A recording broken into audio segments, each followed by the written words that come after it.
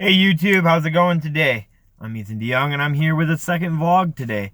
So what I want to talk about this week is what I did for my world building and how I went about that.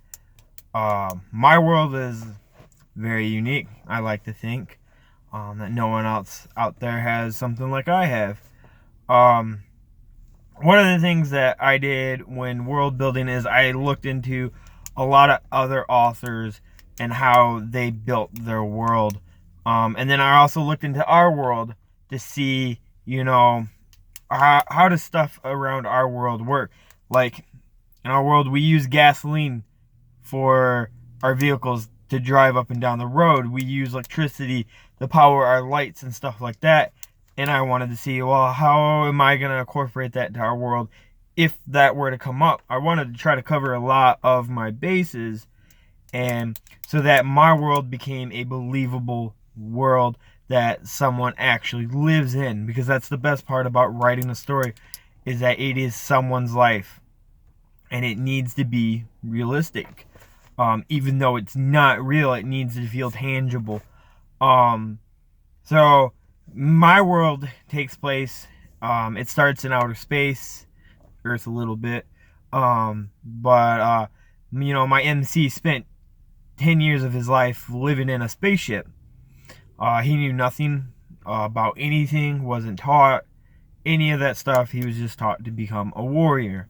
Um, they come to a space station and he is taught so much more. He's starting to understand how this world actually works. After so many years, he's finally getting a sense of what's kind of going on in this world. And since he's in outer space, he's actually not with any other humans. And that's the other thing with world building, is who lives in your world, who is a part, and what makes your world so unique. I have 10 races, different races made right now.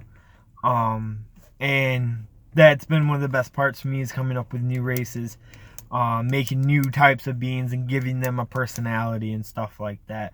My favorite thing is to take an animal and transform it, making it into a humanoid type creature, which also plays a part in the backstory of my story, which is really cool, and how these different races came to be. You also have, like, what do people do for work and stuff like that. My MC and my whip is it was trained to be a warrior, a fighter, a soldier, and that's all he's ever known. That's what his job is. He is a soldier for the Legion, and he finally gets to the space station, which is kind of like an instant dungeon. And he finds a whole village, almost like you'd find back on Earth, a small, medieval village, wood huts, a king and stuff like that.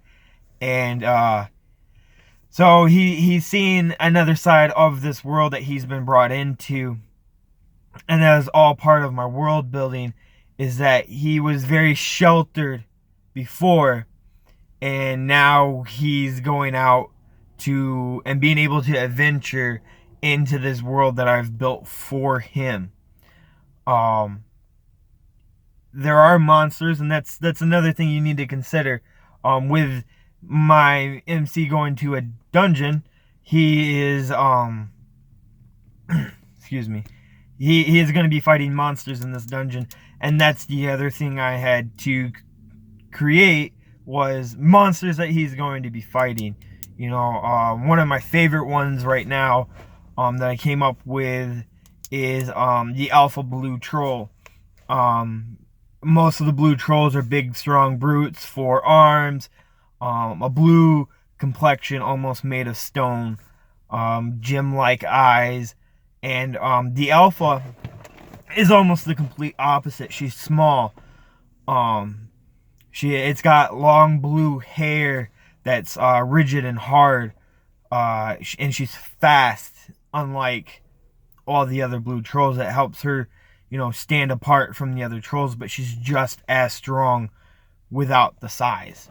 My MC's fighting her right now, and so she makes a very unique case. She doesn't, they don't speak, they make grunting sounds, but they're fighting, and she's faster than he is, and they're having a hard time trying to keep up with her speed. So that was a unique aspect for me. I also like, I call them whip hounds.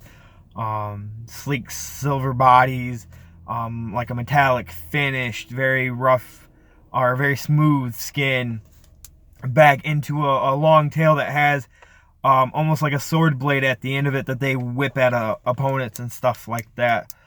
It is just being able to create something from scratch, using parts of different animals that I've seen, has been the best part for me. Lets my imagination juices really get a nice flow up there. The other thing that you have to look into is your government. Who's running what? Who's doing what? As I mentioned before, my MC is part of a place called the Legion, and they're some sort of like a militia on the rise, trying to take power over the areas in outer space. Just because space is vast doesn't mean someone's not going to try to rule it. It's nature. Even animals have territories, and if another animal comes into their territory that shouldn't be there, they're going to fight about it. And that's kind of how the Legion is, and they fight against a place called the Empire, and there's a couple more that are going to be coming up within the book here soon that I've brought up in. The other thing I haven't really hit on in my world, because it hasn't become a hot topic in it yet, is religion. I haven't decided if religion is going to play a part in any of this. There are going to be religions. There are going to be a couple religious people that will talk about their god or their goddesses, and it's up to my MC and how we're gonna play along with the whole religious aspect of it. And the other thing, I kind of mentioned it before, is how stuff works.